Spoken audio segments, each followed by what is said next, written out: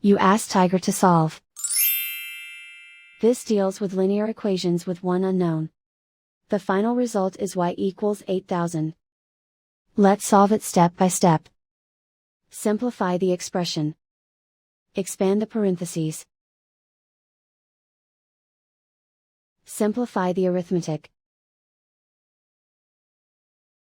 Combine like terms. Group all constants on the right side of the equation. Subtract 60 from both sides. Simplify the arithmetic.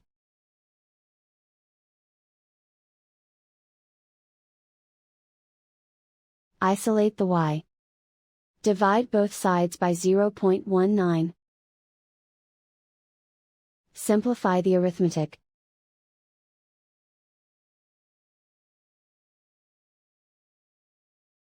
And so the final result is y equals 8000.